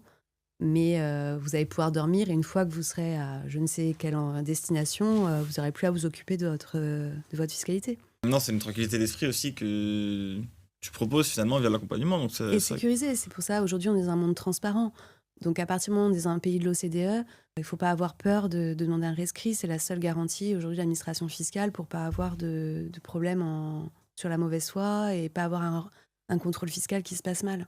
Là, c'était plutôt sur le départ, mais dans le cadre d'un groupe qui se structure, qui va fusionner ou acquérir soit un groupe étranger qui acquiert une filiale française ou à l'inverse. Est-ce que là, dans ce cadre-là de rapprochement entre deux sociétés, qui n'ont pas le même établissement fiscal, est-ce que toi, il y a des erreurs comme ça que tu remarques assez régulièrement ou des choses qui sont... En fait, voilà, l'expansion internationale, elle peut prendre plusieurs formes. Elle peut être par un rachat d'une structure existante. Donc, dans ces cas-là, où est-ce qu'on va placer cette structure dans l'organigramme ? Après, comment on va la gérer, etc. Donc, c'est là qu'on est sur des opérations de M&A, puisque c'est là qu'en effet, il faut une VDD qui soit très précise. Et surtout, aujourd'hui, les risques fiscaux, il ne faut pas qu'ils soient mis en garantie de passif. Il faut vraiment envisager la régularisation auprès du SMEC, c'est le service de mise en conformité, c'est récent, parce que sinon l'acquéreur en fait peut être poursuivi pour des manquements opérés sur la structure passée. Donc l'expansion en effet peut se faire soit par acquisition d'une structure existante. Là en général, on a c'est souvent du coup une filiale, et ce qui se passe c'est qu'à chaque fois il y a des opérations post-transaction avec des rachats internes. J'aimerais bien racheter telle branche parce que ça... Dans cette société, il y a telle branche qui m'intéresse et on va faire un rapprochement. Et le fiscal, en fait, c'est une conséquence. C'est-à-dire qu'à chaque fois, en fait, c'est dès qu'il y a un flux ou un patrimoine, il faut penser fiscalité. Et des deux côtés. Encore une fois, c'est se renseigner des deux côtés. L'expansion, elle peut se faire aussi par la création. Et la création, c'est pas directement je crée une structure. Souvent, ce qui se passe, c'est que l'expansion se fait par un contrat avec un agent commercial pour un peu tester le produit, si on parle de produit ou de service. Et au fur et à mesure, il va y avoir d'autres agents commerciaux, ils vont louer un bureau. Et c'est là qu'en fait, on est dans une situation à risque, puisque il va y avoir une densification de l'activité et qu'on va tomber dans le champ de l'établissement stable. Et c'est là qu'en effet, il ne faut pas être trop tôt ou trop tard, mais se dire, OK, est-ce que là, je registre une succursale, on reste sous cette forme qui a la personnalité fiscale, donc qui paye l'impôt sur les sociétés, mais qui n'a pas de personnalité morale, ou est-ce que j'en profite pour créer une filiale, et c'est là qu'après, il faut apporter et qu'il y a une séquence qui est importante. Et forcément, c'est compliqué quand il y a un développement d'un nouveau marché de trouver le bon timing. Donc c'est là aussi qu'on intervient, parce que personne ne fait les choses parfaitement. Voilà, moi, j'accompagne des groupes avec on doit recréer des liasses fiscales, enregistrer, voir avec le SMEC pour pas qu'il y ait des pénalités. C'est OK de s'en apercevoir trop tard, mais à un moment, il faut agir. Donc il y a ces deux manières en fait de s'étendre. Et après, les fusions transfrontalières, c'est pas que je veux éviter le sujet, c'est que en pratique, il y en a très peu. Parce que oui, on a une magnifique directive européenne. Sur le papier, c'est parfait. Dans les réalités, il y a des blocages de tous les pays. Donc la fusion transfrontalière, elle est extrêmement, extrêmement rare. Ok, très clair. Voilà. Ça arrive assez peu dans les faits. Enfin, t'en vois assez peu du... En tout cas, pour le coup, sur les régimes justement des plus-values, quel pays peut... Enfin voilà, il y a... Encore une fois, il y a des articles qui fonctionnent très bien. Dans la réalité... il faut vraiment être solide, sans direction juridique ou direction fiscale et direction des affaires financières, c'est inabordable. Et même quand des très très gros groupes, en pratique, ont choisi d'autres modalités pour l'expansion. C'est en général un rachat, ensuite des opérations post-restructuration, et ça peut être une dissolution. Et après, en fait, voilà, il y a différents moyens. Il vaut mieux contourner la fusion. À présent, si on parle un peu de contentieux fiscal, parce que c'est une partie que tu couvres également dans les services que tu proposes, c'est toi, d'après ton expérience, c'est quoi la posture que tu recommandes d'avoir face à l'administration pour maximiser un peu les chances pour le dirigeant duquel tu défends les intérêts? Alors pareil, je suis désolée, je ne vais pas répondre directement à la question. C'est pas une posture, en fait, c'est dès qu'on reçoit une demande. En fait, déjà, c'est quoi le contrôle fiscal ? Le contrôle fiscal, il a plein de manières d'intervenir. Quand on a l'administration fiscale qui demande un renseignement, quand bien même on n'est pas obligé de répondre, c'est déjà un début de contrôle fiscal, puisque les contrôles aujourd'hui sont dématérialisés à plus de 50%. Donc en fait, quand on reçoit une question, on est déjà en contrôle. Simplement, selon qu'on est sur un contrôle comme ça à distance, avec une demande de renseignement ou directement une proposition de rectification, ou une vérif de comptabilité, ou un examen de situation fiscale personnelle, c'est juste qu'en fait, le champ des droits du contribuable est différent. Et les obligations et la charge de la preuve sont différents. Ce qui est très important, c'est toujours de voir qui a écrit le courrier. Demande de renseignement rédigée par un agent des finances publiques. En principe, c'est une question qui a eu un bug vraiment un peu grossier, soit une case qui n'a pas été remplie, ou voilà, c'est vraiment une question. Enfin, la réponse à apporter, en tout cas, doit être très simple. Parce qu'en fait, c'est vraiment qu'il y a eu quelque chose, soit dans le système, en plus aujourd'hui, il y a les paramètres informatiques, etc. C'est quelque chose d'évident. En revanche, si on commence à avoir une demande de renseignement qui a été rédigée par un inspecteur, alors il y a différents grades, je ne vais pas faire, mais c'est vrai que l'administration fiscale est organisée comme l'armée.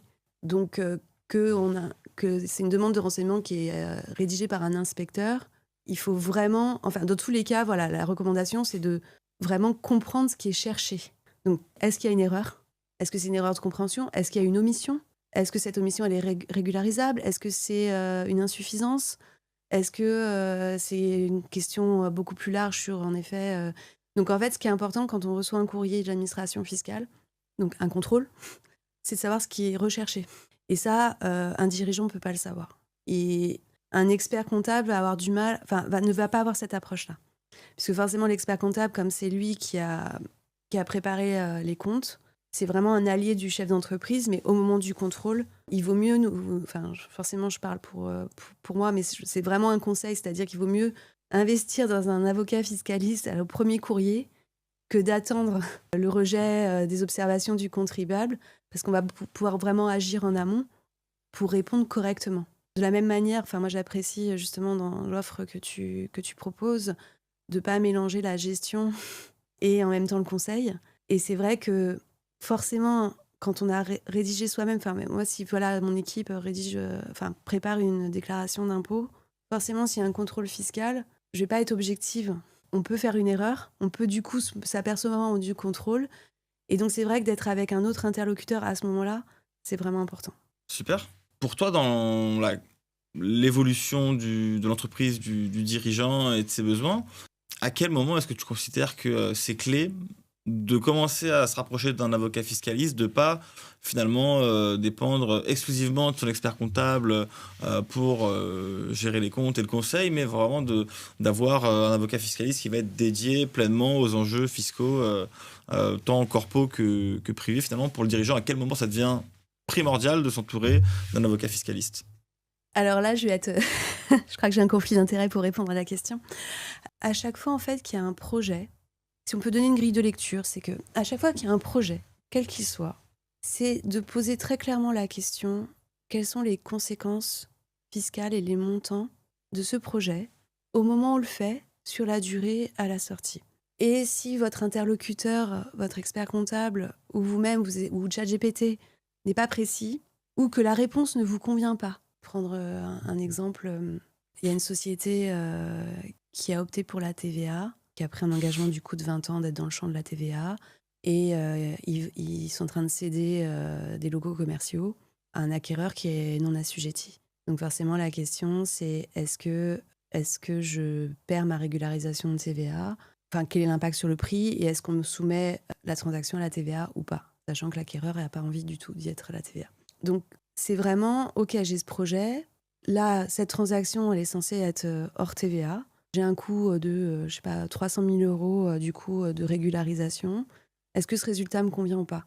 Et en fait, si ça convient pas, si on trouve que c'est trop cher ou voilà, c'est là que c'est intéressant de faire appel à nous pour voir en effet s'il y a des alternatives, si c'est une question de négociation avec le tiers, est-ce que pour déterminer le prix. Et si en effet au moment où on se pose la question, on a un interlocuteur qui ne nous répond pas précisément, moi j'insiste en fait vraiment exiger de vos conseils qu'ils écrivent ce qu'ils disent. Parce que moi j'ai 20 ans de carrière, c'est très régulier en rendez-vous qu'on dise quelque chose qui était approximatif, qui était obsolète. Et justement, un écrit, on doit pouvoir écrire ce qu'on a dit. Alors oui, ça coûte parce que forcément, un prestataire qui va écrire, il va passer un peu plus de temps. Mais exiger des écrits sur des projets importants, oui, si c'est sur 500 euros, ça vaut pas. Vous n'avez pas besoin de conseils. Mais dès que c'est des questions où vous voyez qu'il y a un enjeu qui est important pour vous, il faut une réponse concrète. Et c'est là que c'est important de venir. Donc, quel que soit le projet, que ça soit pour un investissement immobilier, que ce soit pour grandir justement au moment où on s'implante. Donc j'ai envie de dire, il n'est jamais trop tôt, il n'est jamais trop tard. En revanche, voilà, il faut avoir des réponses, il faut savoir et pas être dans le déni. Je trouve intéressant cet Américain, je ne sais pas si tu connais David Ramsey, qui a un show américain où il conseille des personnes surendettées. Moi, je trouve son conseil assez pertinent, c'est-à-dire qu'il dit n'investissez pas dans ce que vous ne connaissez pas. Et qu'il vaut mieux en effet avoir une structure qui est peut-être pas bonne, mais au moins vous savez que c'est simple. Je veux dire, d'être entrepreneur sans société, au moins il n'y aura pas d'abus de biens sociaux. Et donc après, forcément, en se développant, c'est compliqué d'investir uniquement dans ce qu'on connaît ou de structurer. Et parler à un avocat fiscaliste, c'est structurant, ça peut être technique. Donc moi, mon conseil, c'est n'investissez pas ou ne structurez pas sans comprendre vos risques. Et pareil, quand on dit et vos risques, quels risques ? La question est, est-ce que c'est interdit, c'est-à-dire interdit, c'est le code pénal ? Est-ce que je risque d'avoir un casier judiciaire, d'être bloqué toute ma vie ? Ou est-ce qu'en effet, c'est un risque financier avec un partenaire ? Donc le mot, c'est interdit, non. Est-ce que c'est un risque pénal ? Ça, c'est interdit. Le reste, c'est pas forcément... je suis pas en train de dire qu'il faut pas respecter le code civil. Mais forcément, si le risque, c'est j'ai 15 € à payer par facture parce que j'ai un problème de mention... C'est pas pareil que d'avoir un autre. C'est quoi le risque et le montant ? Donc c'est vraiment les deux choses. Il y a à la fois le côté opportuniste, protection, et même un troisième point qui est protection vis-à-vis des risques en fait. Et en tout cas ne pas bloquer l'expansion.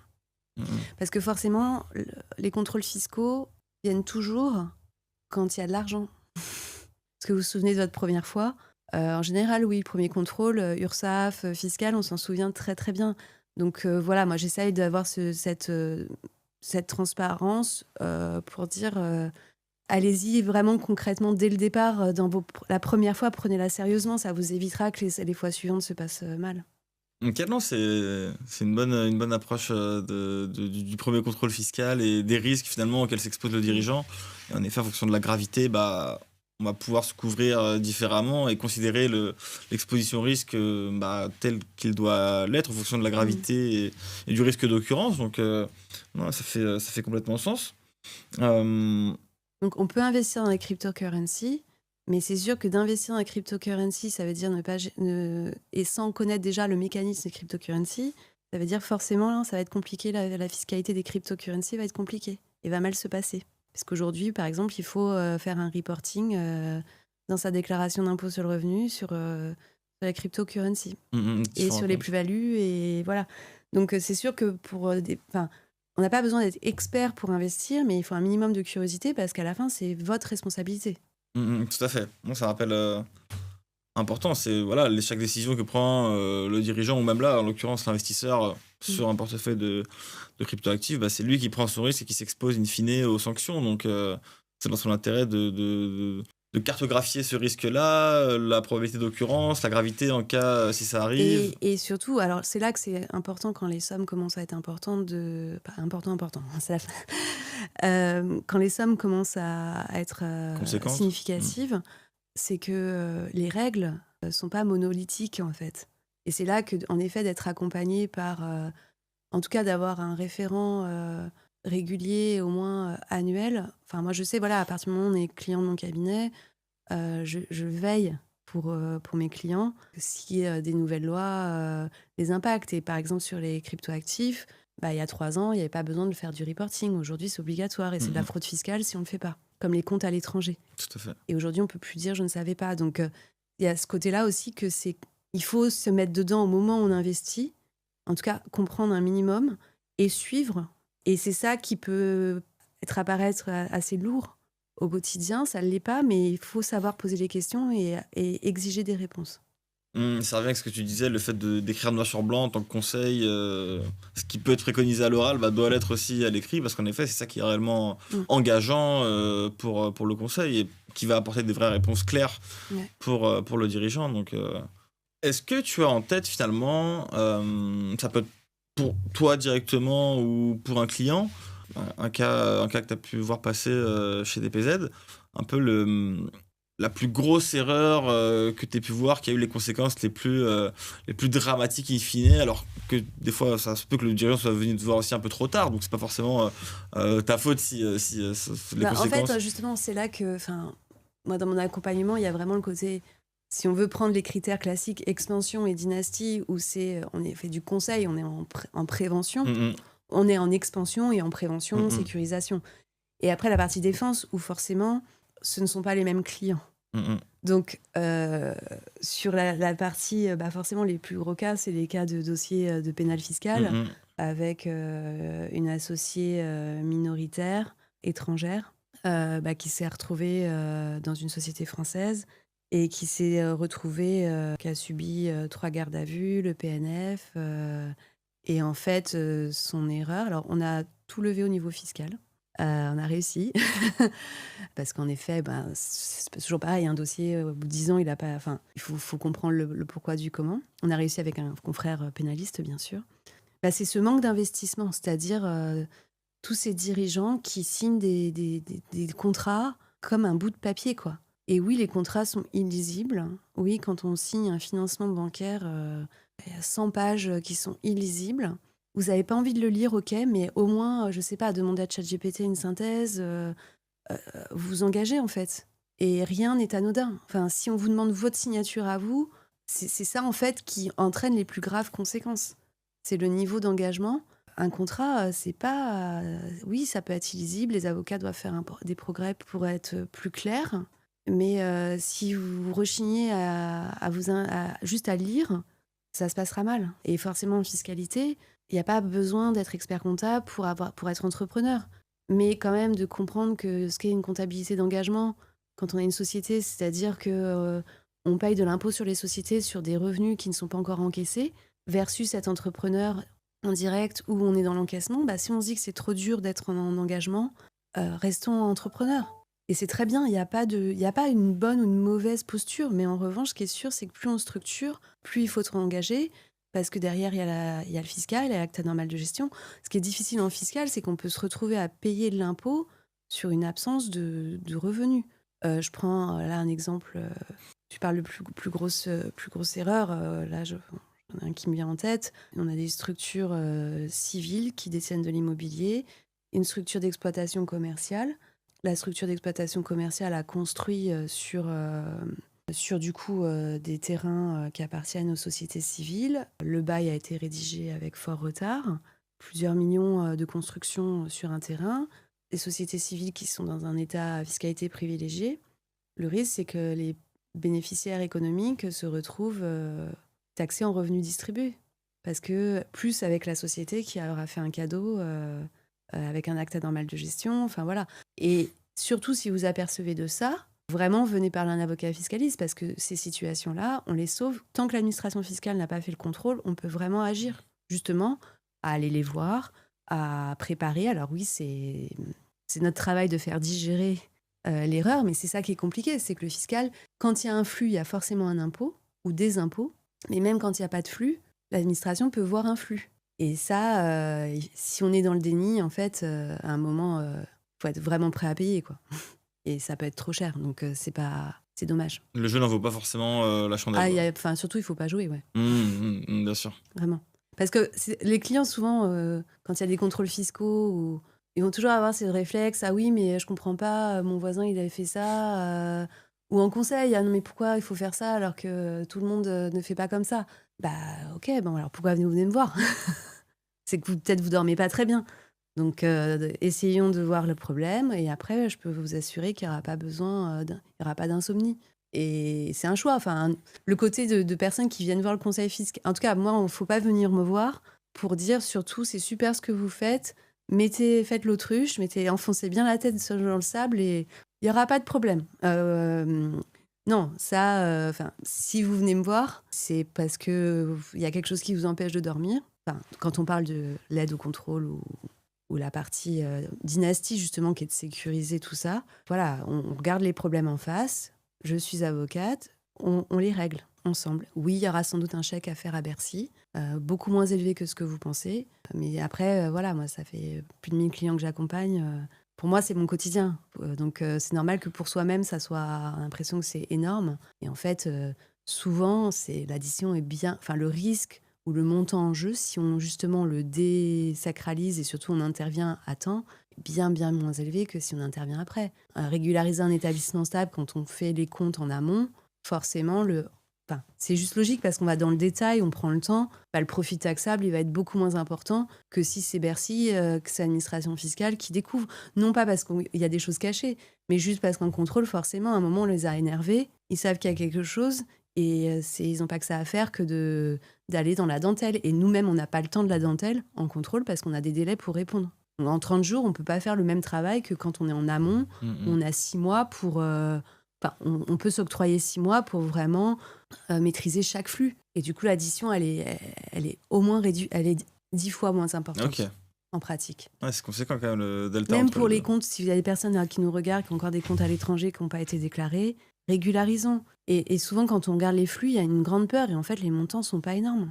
Non, très clair. Ok, top. Et donc là, c'était plutôt côté avocat de conseil. Et maintenant, si on passe un peu du côté entrepreneur, fondatrice de ton propre cabinet, si tu devais, je ne sais pas si tu l'as en tête ou pas, mais l'erreur entrepreneuriale qui t'a, selon toi, coûté le plus cher dans le développement de DPZ? Je ne pense ne pas avoir fait d'erreur de structure ou fiscale. Voilà. Pas forcément de structure ou fiscale. Mais justement, en tant qu'entrepreneur, pour moi, c'est vraiment ce côté d'avoir peur de la relation client et de m'être coupée, en fait, d'avoir vu mon métier que comme du technique. Et alors, c'est un peu flou peut-être ma réponse, mais c'est vraiment ce question d'avoir cloisonné, c'est d'avoir délégué mon pouvoir. C'est que justement, sur toute cette partie non technique, de la même manière qu'il y a des entrepreneurs qui se désinvestissent de toute la partie comptable, fiscale, juridique en se disant « je ne suis pas apte et je ne serai jamais apte et j'ai mon comptable » et voilà. Moi, en fait, j'ai donné mon pouvoir vis-à-vis de mes clients. Pas de domination, hein, vraiment d'être un conseil humain à d'autres personnes. Et en fait, ça a été ma grosse erreur. Ok, donc donner un manque peu de confiance en moi, en fait. Ok. La relation qui n'était pas forcément avec le client, qui n'était pas forcément tenue par toi tu gérais vraiment le côté technique, mais la relation même avec... désincarnée, en fait. Ok. L'incarnation, enfin, je ne vais pas faire de la philo, mais il y a vraiment ce côté où la partie incarnation de la relation, je la confiais à mon équipe. Alors qu'aujourd'hui, c'est presque 99% de ce que j'apporte. Bien sûr, après les arbitrages stratégiques, les revues, enfin, voilà. Mais aujourd'hui, c'est l'incarnation à 99%. Ouais, c'est marrant parce que tu l'avais complètement délaissé depuis le lancement et pendant longtemps, et maintenant c'est aujourd'hui. Mais chez les avocats, enfin, c'est là que voilà, c'est les entrepreneurs pour vous, c'est quelque chose de spontané, mais dans le monde libéral, c'est le contraire, c'est qu'on est dans la technique, on a notre diplôme pour ça qui nous reconnaît et d'utiliser la technique et de voir qu'il faut en faire autre chose, il faut l'incarner. Je peux t'assurer que les avocats sont très, très, très nombreux à être concernés par ce problème. Ça, c'est pas forcément naturellement dès le démarrage Non, parce que justement, dans les cabinets très structurés, on apprend très bien le métier. C'est sûr qu'en termes d'analyse technique, voilà, mais voilà, c'est séquencé. Donc, jusqu'à senior, tu fais que du technique. Après, tu apprends à manager. Après, tu apprends à vendre.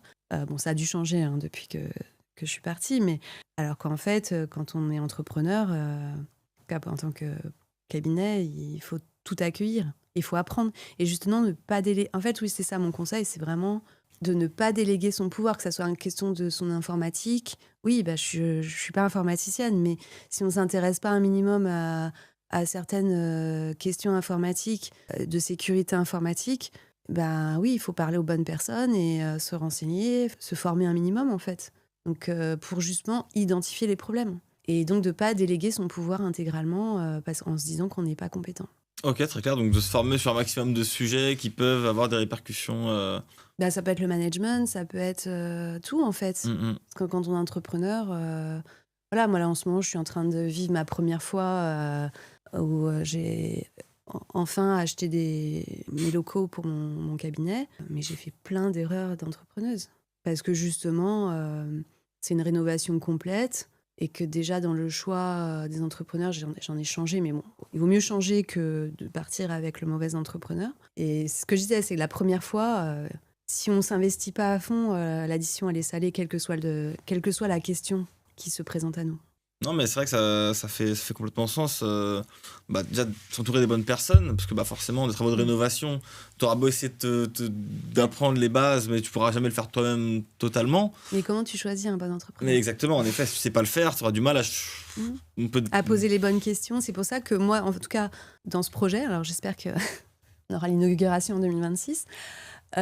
Mais en effet, j'ai pas fait ce que là je préconise en fiscal, en juridique, c'est-à-dire juste de me dire, surtout aujourd'hui, voilà, on peut pas dire qu'il y a pas d'outils. Au moins, je pouvais regarder des vidéos YouTube, de demander à ChatGPT. Alors bon, j'ai quand même parlé avec des personnes qui avaient fait ce type de projet, mais je l'ai fait un peu. Pour moi, en fait, j'avais l'impression que d'avoir obtenu le financement, d'avoir choisi le lieu, obtenu le financement, j'avais fait mon boulot en fait. Et non, il fallait que je m'investisse plus. Et voilà, bon, du coup, je me suis investie plus, mais j'ai perdu 5 mois. Pourquoi perdu? Parce que tu y as consacré du temps finalement Parce que t'as pas. parce que ces locaux, je les ai acquis en juin. Mhm. Et que on est au mois de décembre et que pour l'instant, ils vont pas être achevés avant mars, alors que je pensais à... Donc forcément, ça veut dire un doublon de loyer, Mhm. ça veut dire des impacts pour l'équipe. Enfin, je veux dire, un déménagement, c'est pas rien, même quand on est une petite équipe, hein. Mhm. Ouais, bien sûr. Prévenir l'ordre, enfin voilà, il y a plein de... Le registre du commerce, enfin...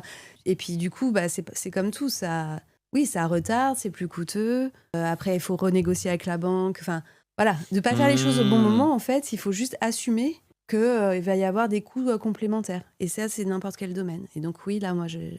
Grande leçon pour moi. Mhm. Parce qu'initialement, tu pensais qu'à fin 25, ce serait déjà prêt, que les Ouais. travaux de rénovation étaient terminés. Ok. Je pensais, oui, que j'avais trouvé l'entrepreneur, que j'avais le financement, les lieux, et c'est tout, quoi. Mais après, ouais, en effet, il a fallu trouver. T'as remis en question ce choix-là de l'entrepreneur pour la rénovation. C'est Mm. ça qui a retardé un peu le. Pas de problème de confiance, de relation, en effet, pour le coup, conseil à tous les entrepreneurs qui ne sont pas des juristes à la base. Voilà, c'est quand même un gros chantier avec des enjeux financiers. Mhm. Et j'ai même pas, l'entrepreneur m'a pas proposé de contrat de maîtrise d'œuvre. Il voulait commencer sans. Juste un devis. Un devis non détaillé. Alors moi, ça m'allait bien pour obtenir mon financement. Mhm. Mais pour moi, je pensais pas que je pensais pas que c'était son devis qui faisait 2 pages était complet, quoi. Pas assez exhaustif Donc et tu t'es dit, là, voilà. doute énorme, problème de confiance. Si ça se trouve, il était très bien, mais c'est pas possible. C'est vrai que juste un devis de 2 pages, alors que il Pour y a des plein de. travaux de plusieurs centaines de milliers d'euros. Voilà. Mhm. Non, mais Enfin bon. Donc peut-être rendez-vous en mars 2026 avec des locaux. l'inauguration des. Et il faut le traverser, en fait. C'est ça qu'à un moment, il faut juste pas se bloquer, il faut se dire qu'on traverse et que là, on apprend pour le prochain projet. Et voilà, je sais très bien que je pense que dans 5 ans, je vais investir dans un grand lieu et que cette expérience m'aura appris. Mais c'est mieux si quand même, moins on fait d'erreurs, moins on perd de temps. Mhm. C'est évident, mais voilà. Moins de temps perdu, moins d'argent dépensé, Exactement. mais voilà, pour la prochaine fois où tu changeras de locaux, tu auras déjà eu cette expérience-là qui te permettra Et d'éviter. surtout, c'est normal d'avoir des difficultés. C'est ça que je veux dire, c'est quand un premier contrôle fiscal, etc., c'est normal d'avoir des émotions qui soient négatives. Ça fait pas plaisir, on sent... Voilà, on pense avoir fait du mieux, et puis on voit que voilà, on a peut-être négligé tel ou tel point. C'est pour ça qu'il faut vraiment être accompagné par des personnes avec qui vous sentez bien, qui soient claires, qui soient disponibles, réactives. Oui, c'est un coût du coup, c'est clair.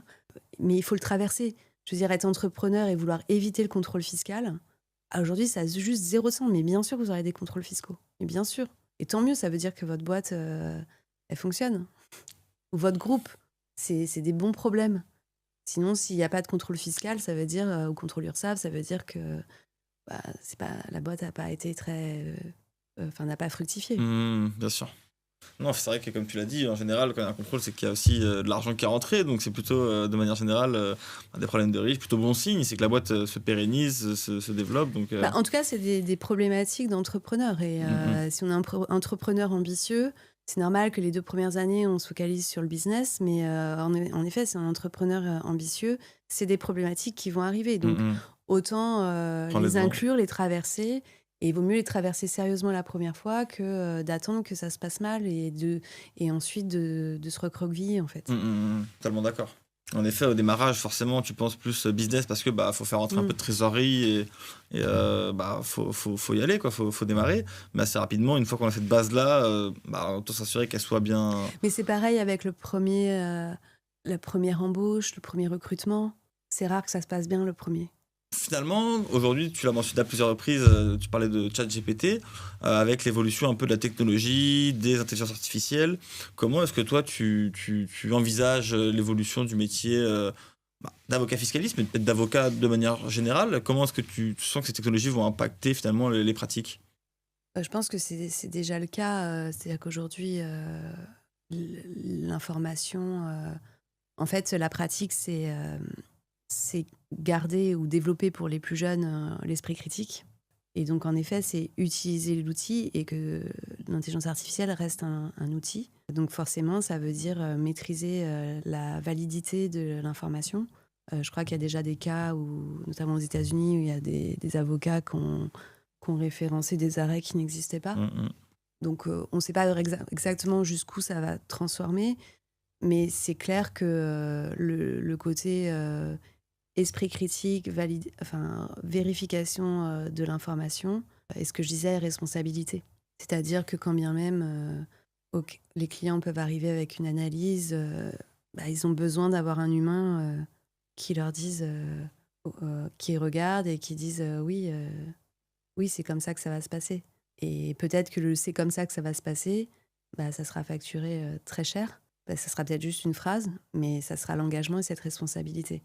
C'est pour ça que le côté humain aujourd'hui, en fait, c'est très difficile. Moi, je le vois quand j'enseigne à mes étudiants de master, qui développent ça parce qu'ils ont besoin d'avoir vraiment les fondamentaux techniques. Quand je dis technique, juridique, fiscale, et en même temps de développer cet esprit critique et d'utiliser un outil sur des choses qui. Enfin, voilà, moi, je suis surprise, mais j'en fais tout le temps un atelier pour développer l'Excel. Et je suis toujours surprise quand en master de droit fiscal, il y ait une petite dizaine d'étudiants à chaque fois qui découvrent pour la première fois Excel. Donc oui, ChatGPT peut faire le calcul bien plus rapidement, mais à un moment, il faut savoir... l'outil est là pour aller plus vite, pour être plus complet. Moi, je sais que je suis beaucoup plus douce dans mes réponses, dans ma maîtrise, dans la gestion de mes émotions quand il peut y avoir un différend. Mais vraiment, il faut comprendre un minimum l'outil, sinon on est remplacé. Non, tout à fait. C'est vrai que, comme tu as dit, la prise de responsabilité, elle intervient toujours au niveau de l'humain finalement et pas Et de l'outil. réconforté. Mais après, voilà, c'est ça qui est compliqué, je pense, pour la génération actuelle, c'est que... Mais ils vont s'adapter, hein, mais en tout cas, les étudiants actuellement, c'est vraiment ce côté de comment je fais finalement pour... Enfin, c'est entre deux mondes, d'apprendre. En plus, les enseignants, nous-mêmes, on doit s'adapter. Tout le monde ne s'adapte pas.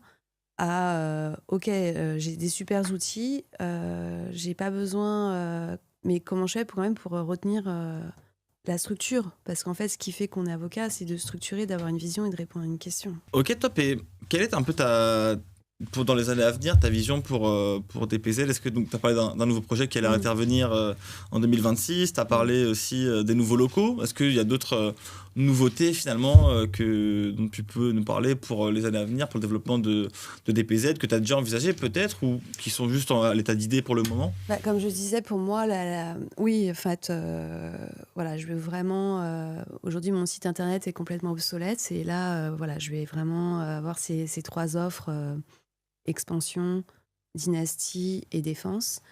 Je lance un podcast pour la défense avec des avocats pénalistes et fiscalistes internationaux à partir du premier trimestre 2026 pour vraiment créer ce réseau parce qu'en fait, le pénal fiscal va prendre vraiment de l'ampleur dans notre pratique et justement pour se connaître et déjà comprendre comment ça se passe dans les différents pays et finalement créer un groupe qui fera que par rapport à ces problématiques-là, on pourra très vite se mobiliser, déjà éveiller les confrères qui pratiquent pas cette matière-là, et ensuite pouvoir réagir parce que le pénal fiscal, en tout cas, c'est notre présent et ça va être vraiment notre avenir. Et là, ça sera pas ChatGPT qui pourra vous défendre. Donc j'ai ce projet-là et j'ai vraiment ce projet de de proposer une offre qui permette vraiment aux femmes de réfléchir et de structurer leur empire. Quand je parle d'empire, c'est pas pour dominer, c'est vraiment de leur dire que la loi salique, elle n'existe plus et qu'elles peuvent vraiment prendre leur place et envisager de développer leur patrimoine. Mais simplement, il faut que nous, conseils, on prenne en compte leur mode de vie. Elles n'ont pas le temps. Donc voilà, je réfléchis vraiment sur ce sujet-là. Ça ferait partie des accompagnements possibles.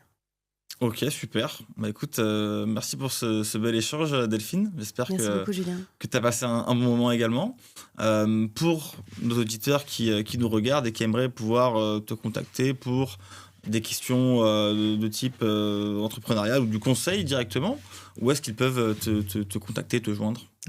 Le plus facile, c'est en effet de prendre rendez-vous par LinkedIn, où là, il y a un lien direct pour prendre rendez-vous. Ok, très clair, super. Bah, en tout cas, le mot est passé. Merci pour ce bel échange et puis à très bientôt. Merci beaucoup. Avec plaisir.